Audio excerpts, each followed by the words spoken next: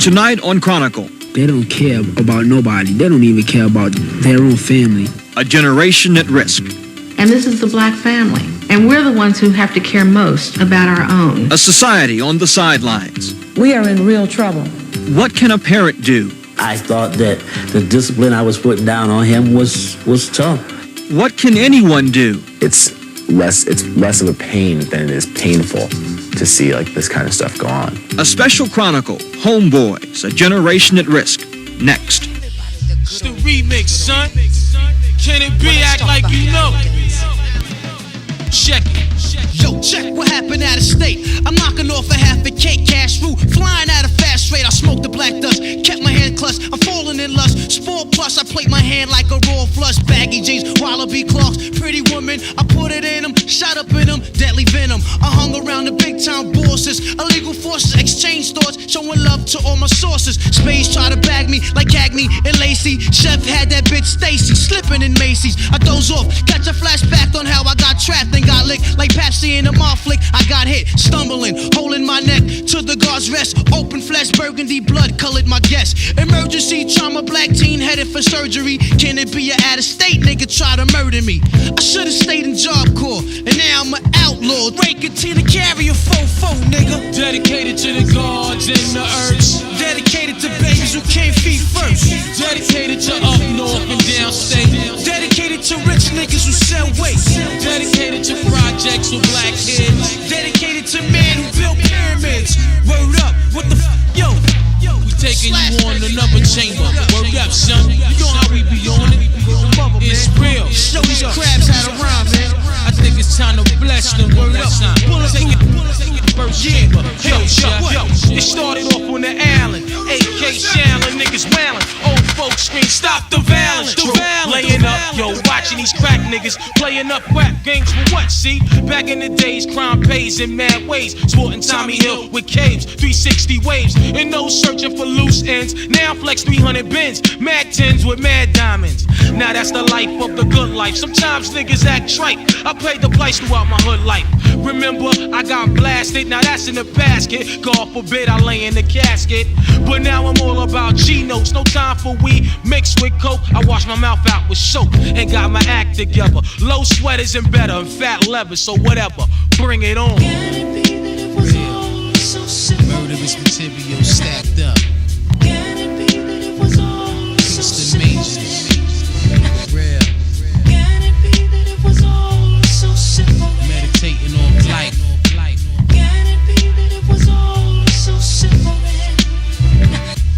Go. Word up, y'all. Crazy fly. Dedication to my people. Word up. Peace to all my brothers that I ain't gonna see no more. Peace to brothers on the island up north. Word up. Straight up, I love you, boy. Song like that. Word up. Peace to man, woman, and child.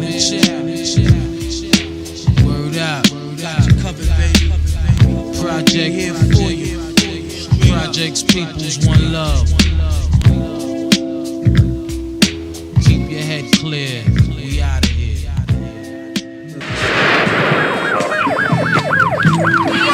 One out. Timmy, I got one black male shot in the chest. We got two suspects. We got some weapons. Boston's worst cycle of violence began yesterday afternoon, and it hasn't stopped. He walked back in the house and sit down and said, "Ma, I just got shot." They shot her in the middle of the street. They shot my brother first, and they missed, and then they shot again. I guess they hit my mother. You can be anywhere and get shot. Stand here and get shot. I'm Byron Pitts, a News Center 5 reporter on special assignment for Chronicle. Tonight we examine the lives of young black men. Lives lost or swayed in a growing wave of violence. Violence that has perpetrators locked in a deadly war and a surrounding community deeply affected. We're talking about children, yet they are undeniably a generation at risk.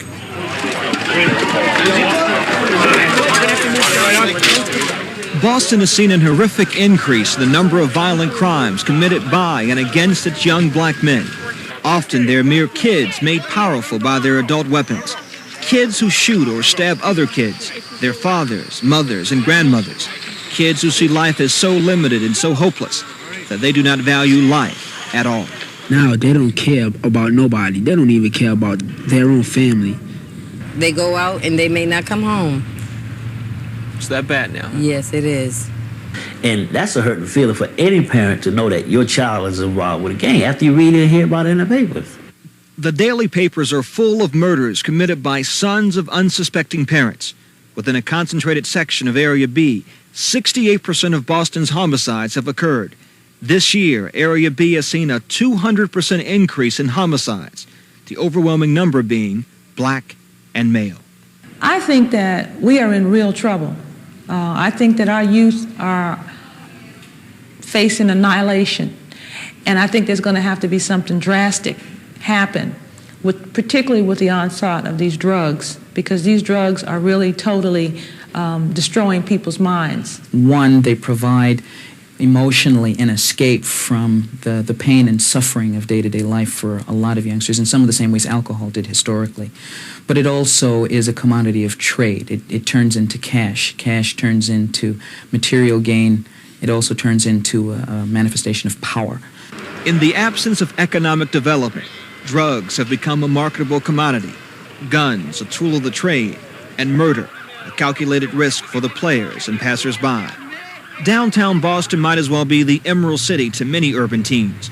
Locked out and left out, some turn to illegal means to get material things. As a parent, you're on a fixed income, you just got barely enough to pay, you're making enough just to keep above water and keep clothes on their back. But fathers are giving the things that they really want. You can't. So they go out and take it. They go out and take it, or either they find an easy way to make a quick buck to go buy it. Jerry Works is 34 years old, married to his childhood sweetheart. They live in the Orchard Park housing project with their 7 children. The oldest, Jermaine, is struggling to stay straight after 2 brushes with the law. But despite being a tough disciplinarian that you are, your son, your oldest boy, was still involved with the gang. He was still involved, and that's a hurter, because I thought that the discipline I was putting down on him was tough. And somewhere or another, either I let up or he just went astray. What's the main reason you think the young brothers join the gangs? Because they want to take from somebody else? They want to be bad? They want to be respected? What's the main reason you think? To me, I think it's because of the weapons. And they want to have respect and be at the top. That's how it is to me. That's how I felt. When I was in a gang, I wanted to do a lot of stuff. Just start a fight in a minute. What do you think when you hear in the paper about 16-year-olds been shot, been stabbed? Like, it's a shame. What's going on? What did you think before when you were in the gang? And that's good for them. I would have did the same thing to them. Many of these youth believe that the way for them to be empowered is to be powerful, to have people be afraid of them, and to have some sense of control over their lives and others around them. I heard Deputy Sylvester said if these kids were better shot, so there'd be hundreds of people dead by now. That's right. He's correct. It's like the gang that couldn't shoot straight, but one of these days the gang that couldn't shoot straight is going to start learning to shoot straight. And that's why we got to come down on them with all barrels, and I'm for it all the way. Deputy Superintendent Willis Saunders is night commander of Area B. On any given night, he has 600 officers in his control and any number of kids out of control. The knife on your kid? Yeah, black. Where is it? Right in the back. What you got? Nothing. Huh? Where's your hands at? Right here. Show me your hands. Show me your fingers. Right here. Huh? Going home? Yeah. Okay. Hi, how you doing? How old are you? How old? 12? How come you out this time of night? Huh? Oh, no, chilling. Chilling, huh? Go on home there, young fella. Go ahead. See you later. Man, I'm... Sir, Deputy, what did the boy say to you? Which one? The last one. I asked him what he was doing. He said he was chilling. He's 12 years old. Yeah. What do you think when you see things like that out here? I just shake my head. Shake my head because Here you got a 12-year-old young fella out this time of night. 1:30 in the morning. Well, 1:30 in the morning, whatever it is. Like I said again, with a whole group of kids, someone bound to get in trouble somewhere along. He could be the most innocent kid in the world, but somewhere along the line he may get in trouble. What up, homeboy? What up, homeboy? How you doing, man? Chilling out, dog. All right, man. Peace, man. Peace out, dog. Okay. We tapping. Let's go. Go. Next guy. Clearly, not all young black men or gang members are street toughs. As a matter of fact, youth workers estimate there are 700 actual gang members. But whether you are in or not, the violence takes its toll if you are young, black, and male. It's really sort of scary just to know what's going on around me. I mean, there have been people killed at the very bottom of the hill. Bottom of the hill right there. Yeah. Is it 100 yards away? Yeah, you know, there was, I remember like 2 or 3 years ago, there was a stabbing in front of my house, and I was like, you know, what's going on here? This is like probably the nicest area in Roxbury, this hill. You know, people up here have all their kids in private school, and, you know, they're like driving Porsches and BMWs, and, you know, it's just like an affluent neighborhood, and yet the stuff that goes on around it affects it directly because it makes its way up here somehow. Dana Jackson is an 18-year-old senior at Milton Academy.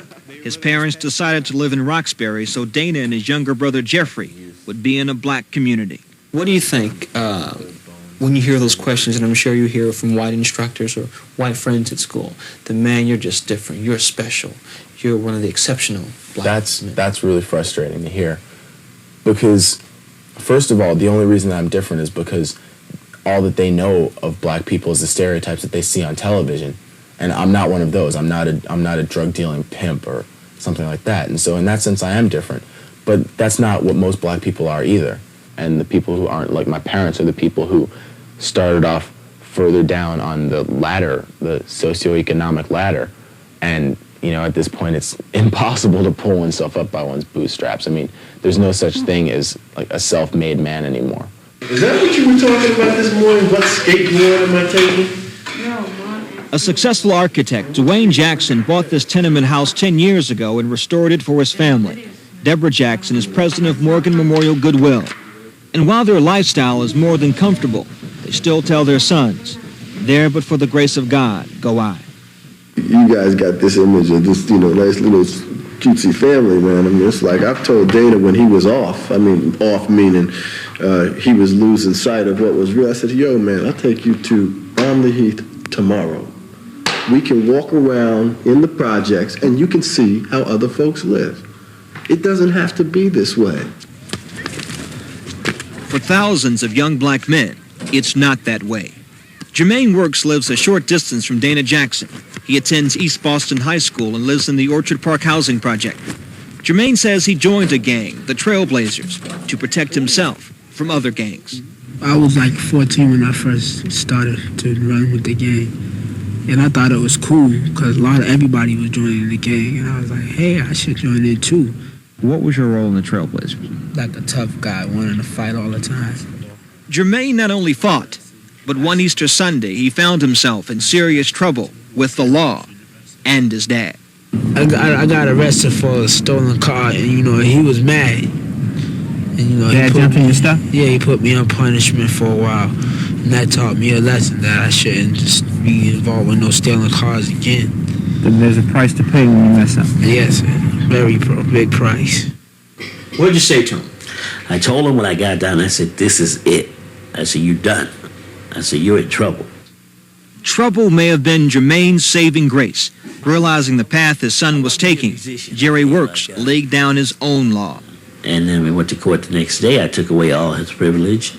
He couldn't go out. All he could do was go to school, go to his work program, which is only 2 hours a day, and back in the house. That was it.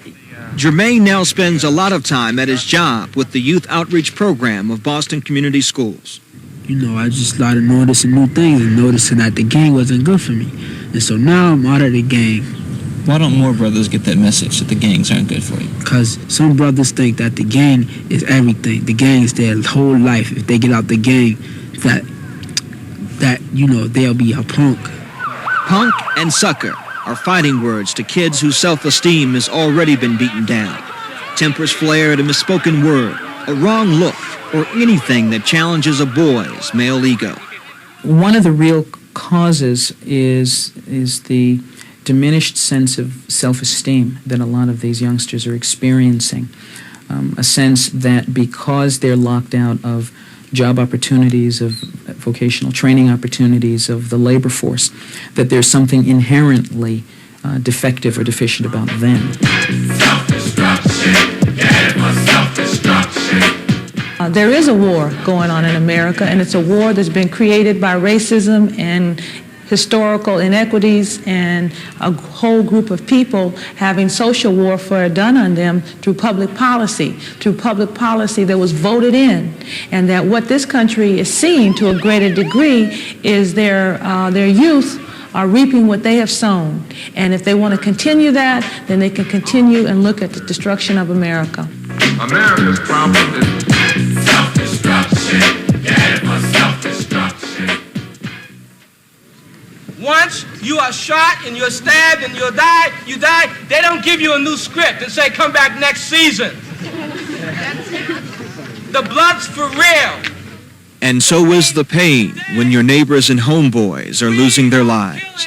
With concrete evidence of redlining and poor housing conditions, it's a wonder that hope still lives here at all. But young men like 20-year-old Robert Hanna grab hope and cling to it.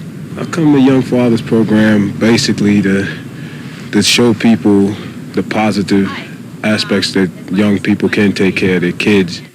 Robert Hanna is turning his life around. He joined the Young Fathers program at the Urban League after finding out he was going to be a father for the second time. He quit a major gang the day he became involved with the program. There's a lot of things surrounding teen mothers and young mothers, and there's not really a lot of programs such as the Young Fathers program that's strictly for fathers. But sexuality sort of covers the whole range of things about yourself, about who you are. There are 36 young men in the program, and they're all there voluntarily, determined to be good fathers. I just want to give my child the acknowledgement that I'm a positive person to look up to and not just a person who made a baby and just said, forget it. And Robert's message to other young fathers. Just stick with your child, because your child is not like a cold. You can't just catch it and then get rid of it. It's going to be with you for life. Make something of yourself so your child can have somebody to look up to.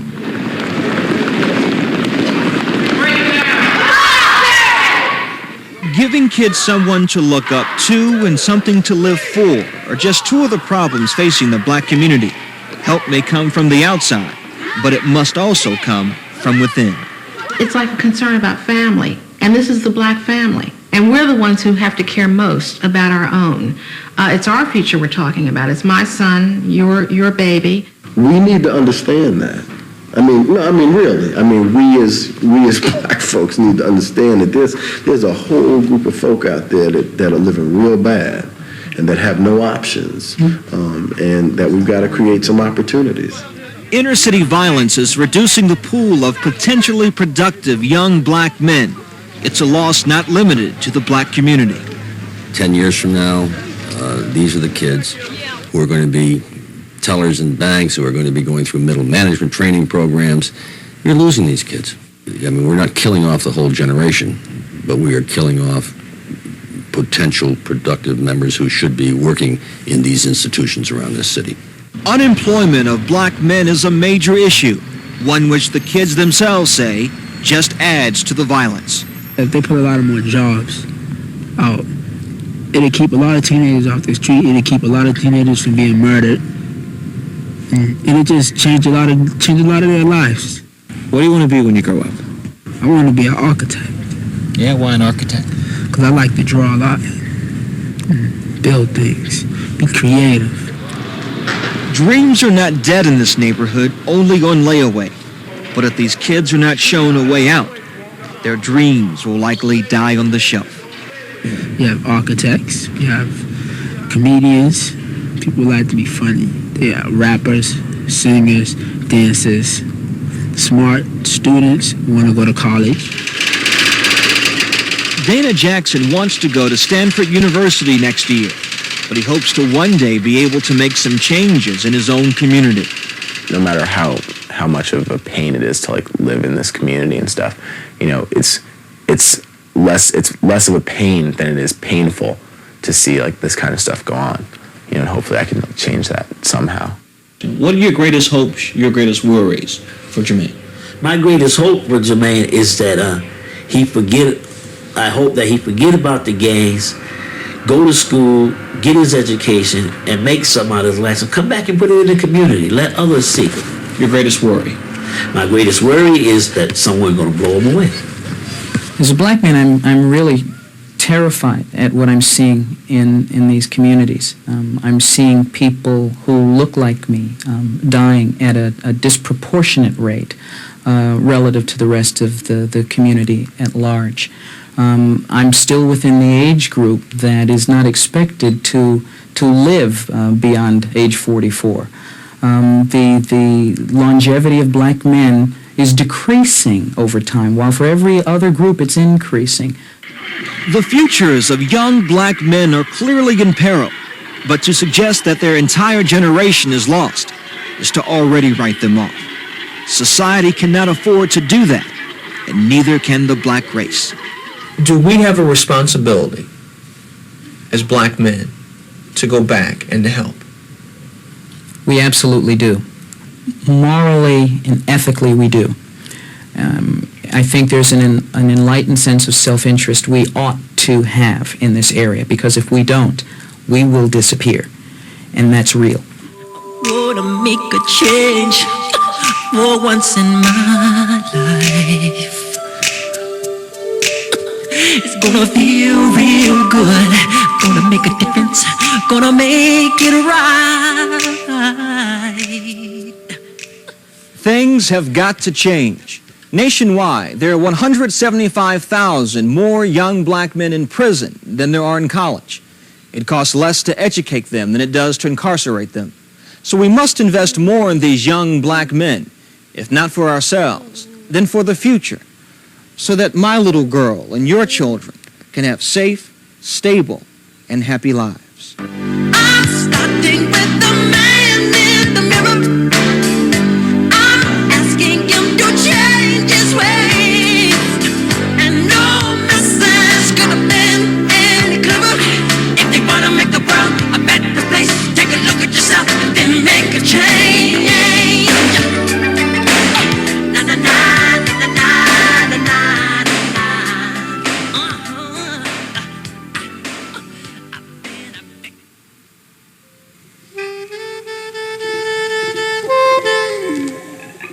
We losing all the young brothers, and to violence.